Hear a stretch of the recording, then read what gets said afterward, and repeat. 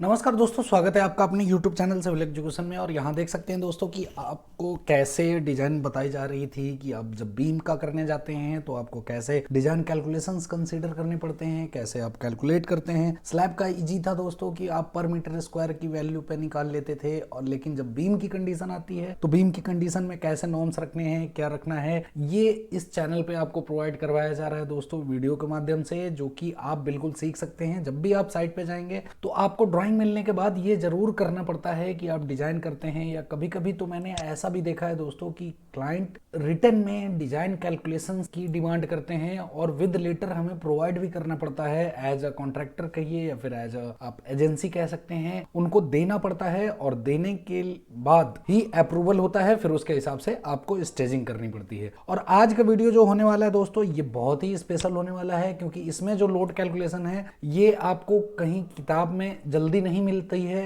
काफी आपको ढूंढना पड़ेगा। और जो फ्रेशर्स हैं या फिर जिन्होंने अभी अभी जॉब को ज्वाइन किया उनके लिए तो बहुत ही ज्यादा फायदेमंद होने वाला है, और जो जॉब कर रहे हैं उनके लिए भी फायदेमंद है। जो बिलिंग डिपार्टमेंट में है उनके लिए भी ये जरूरी है, क्योंकि कभी कभी कुछ सेक्शंस बिलिंग डिपार्टमेंट्स के पास होते हैं, वो साइट इंजीनियर्स के पास नहीं होते, तो उनके लिए भी कभी कभी ये एस्टिमेशन या फिर आप कह सकते हैं कि डिजाइन के लिए बहुत जरूरी हो जाता है। देर न करते हुए दोस्तों वीडियो स्टार्ट करते हैं, और वीडियो जरूर पसंद आए तो लाइक करें, सब्सक्राइब करें, शेयर करें। अब इस पिक में आपको दिख रहा होगा दोस्तों कि बीम की ये शटर आपको दिख रही है, और बीम की शटर लगाने के बाद आप नीचे ये बैटन भी आप कंसीडर कर सकते हैं। 2-3 का बैटन है, ये मींस 50-75 का। और यहाँ देख सकते हैं कुछ लिखा हुआ है कि आप कैसे हाइट कैलकुलेट करेंगे प्लाई की थिकनेस की जब आप बोर्ड मेकिंग करेंगे। तो इसका एक वीडियो बना हुआ है दोस्तों, आप चैनल पेज पे जाके देख सकते हैं, प्लेलिस्ट में जाके देख सकते हैं। अब यहाँ आता है कि 12 mm की आपने प्लाईवुड ले ली, प्लाईवुड लेने के बाद आपने प्लाईवुड का भी डिजाइन कर लिया था, और बीम की डेप्थ आपने 400 कंसीडर की थी। 400 कंसीडर करने के बाद जो बोर्ड बैटन था उसको 300 mm की स्पेसिंग पे फिक्स किया था, उसका भी आप डिजाइन कर चुके हैं। उसके बाद सेकेंडरी रनर जो आप 75x100 का बैटन यूज कर रहे थे उसका भी आप डिजाइन कर चुके थे। अब डिजाइन आती है प्राइमरी सेक्शन की दोस्तों। प्राइमरी सेक्शन में आपको मैं 2 ऑप्शन बताने वाला हूं, एक ISM से 75 यूज कर सकते हैं, या फिर आप 50 mm के ब्लॉक यूज कर सकते हैं,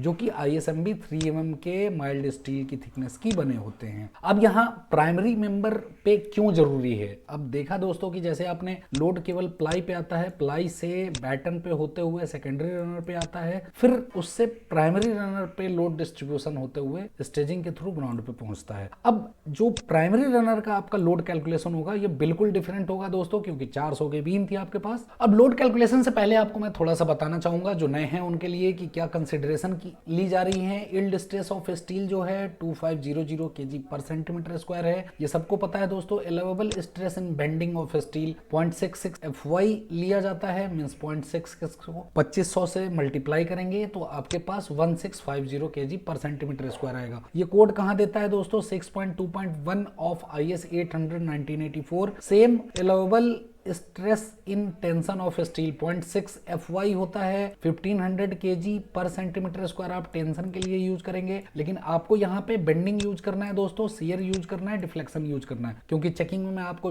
बता चुका हूँ 3 चेक होते हैं। अब allowable shear stress in steel 0.45 FY होता है, ये 1125 kg पर सेंटीमीटर स्क्वायर होता है। Clause 6.4.1 of IS 800 1984। जैसे देख सकते हैं दोस्तों ये कोड खुला हुआ है, IS 800 1984 का है। क्लॉज मैंने वहां लिख रखा है 6.4.1। देखिए मैक्सिमम शियर स्ट्रेस वो गिवन एज कितनी है, 0.45 FY है दोस्तों, मैंने यही वैल्यू वहां पे ली है। सेम यहाँ बेंडिंग स्ट्रेस का आप देख सकते हैं 0.66 FY है दोस्तों, वहां पे भी लिखा हुआ है। इसी तरह से ये सारे क्लॉज बने हुए हैं और इस क्लॉज से ये डाटा को लिया गया है। अब यहाँ allowable shear stress in steel भी आपने देख लिया 0.45 FY है। कैसे है दोस्तों, और आज का जो वीडियो टॉपिक है ये केवल स्टील के लिए यूज किया जा रहा है, वुडन का आज स्किप कर देते हैं। डेंसिटी ऑफ कंक्रीट 2.5 टन पर MQ है, आपको पता है। Depth of beam 450 mm consider की जा रही है, मींस 400 विड्थ है और 450 mm डेप्थ है, तो ये चीज ध्यान रखिएगा दोस्तों। अब देखिए यहाँ पे लोड कैलकुलेशन की बारी आती है, तो लोड कैलकुलेशन के लिए आपने पर मीटर स्क्वायर जैसा आप स्लैब में निकालते थे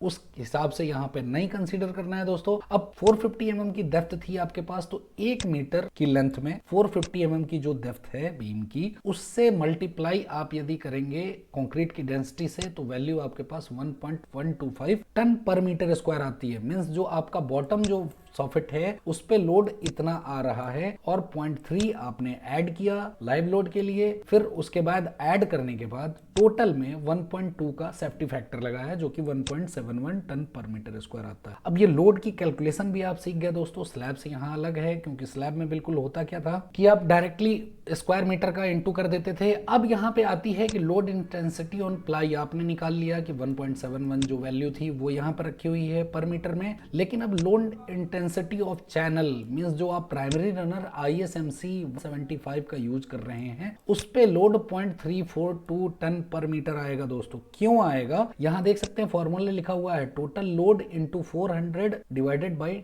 2। अब थोड़ा इस पिक के माध्यम से मैं समझाना चाहूंगा दोस्तों कि 1.71 टन का लोड इस तरह से नीचे की तरफ डाउनवर्ड पोजीशन में काम कर रहा था। ये होल सेक्शन होल बीम के लिए है, लेकिन जब आप इस चैनल पे लोड निकालते हैं तो होता क्या है, यहाँ देख सकते हैं दोस्तों कि जैसे जब लोड डिस्ट्रीब्यूशन होता है तो सॉफिट पे 1.71 टन पर मीटर स्क्वायर आ रहा है। अब यहाँ देख सकते हैं कि ये बीम की 1 मीटर की लेंथ में था, मीन्स 1 मीटर की बीम पे काम कर रहा था, लेकिन आपकी कंसिडरेशन क्या है, 1 मीटर पे आप चैनल प्रोवाइड कर रहे हैं। हॉरिजॉन्टली लॉन्गिट्यूडनली 1500 कंसीडर किया गया है दोस्तों, और ये क्यों कंसीडर किया गया है ये मैं अभी आपको बताता हूं। अब होता क्या है कि जब इसका लोड आता है तो लोड जो मेन लोड फैक्टर है वो केवल इस पोजीशन पे आता है, और चैनल यदि आपने लॉन्गिट्यूडनली प्रोवाइड कर दिया तो लॉन्गिट्यूडनली चैनल के यूडीएल काम करेगा। मींस ये जो क्रॉस सेक्शन का अभी जो वेट है ये जब आप लॉन्गिट्यूडनली डायरेक्शन में देखेंगे तो आपको पूरा इस तरह का यूडीएल कंसीडर होगा। इसकी वजह से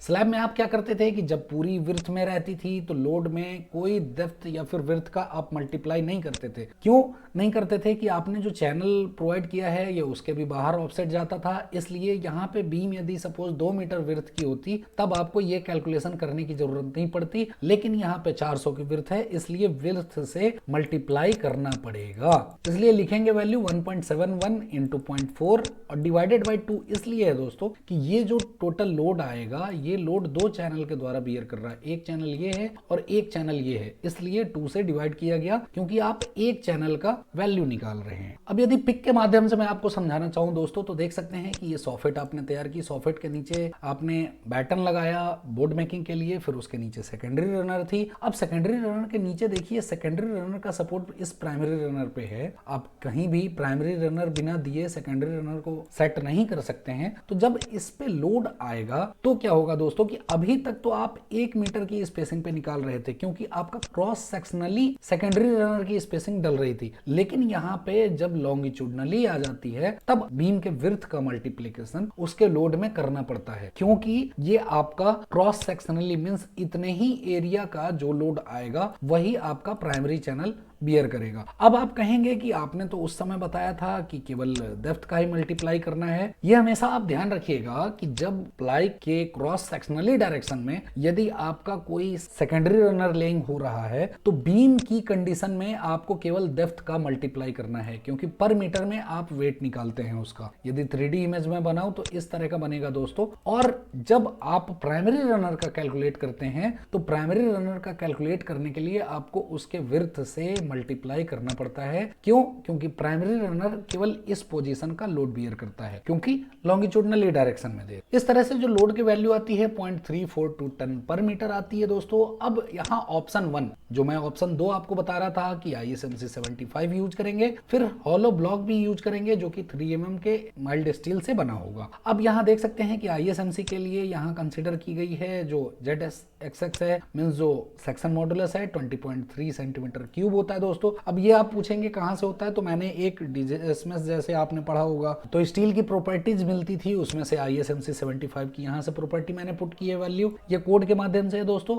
और जो क्रॉस सेक्शन एरिया होता है 8.67 सेंटीमीटर की पावर 2 होती है, और मोमेंट ऑफ इनर्शिया जो ISMC 75 का है वो 76 सेंटीमीटर की पावर 4 होता है। अब यहाँ देख सकते हैं दोस्तों कि 1 मीटर क्या लिखा हुआ है, considering spacing of primary runner, means जो 2 चैनल आप दे रहे हैं बीम के बॉटम में एज अ प्राइमरी रनर उनके बीच में 1 मीटर की डिस्पेसिंग है। और ये जो 1500 लिखा हुआ है, आप कहेंगे कि ये 1500 क्या है, तो ये देखिए क्रॉस सेक्शनली मैंने एक सेक्शन आपको दिखाया दोस्तों। यदि आप लॉन्गिट्यूडनली सेक्शन देखेंगे तो सबसे पहले आपका जो प्लाई दिखेगा, प्लाई के नीचे जो आपने बैटन मेकिंग किए हैं वो दिखेगा, उसके नीचे जो आपने सेकेंडरी रनर प्रोवाइड किया है वो इस तरह से क्रॉस सेक्शनली दिखेंगे, और ये सेकेंडरी रनर के नीचे ये आपको चैनल प्रोवाइड होगा, और चैनल के नीचे फिर आप जैक लगा के वर्टिकल पाइप लगा सकते हैं। तो इस कंडीशन में आपने ये दो वर्टिकल्स के पाइप की डिस्टेंस 1500 कंसीडर की है। अब यहाँ 1500 मैंने इसलिए कंसीडर किया दोस्तों कि ये इकोनॉमिकल आ रहा था। जब भी मैं ये कैलकुलेशन बनाता हूं तो एक दो बार खुद से ट्राई करता हूं, फिर मैं आपके सामने लेके आता हूं। तो 1500 पे थोड़ा इकोनॉमिकल था, इसलिए मैंने 1500 कंसीडर किया है। आप चाहें तो 1200 ले सकते हैं। अब सेम फंडा आपने लोड निकाल लिया है दोस्तों, लेकिन जो भी कैलकुलेशन लेंथ में आप यूज करेंगे, जो 1500 पे दे रहे हैं, उसी का यूज होगा। क्यों यूज होगा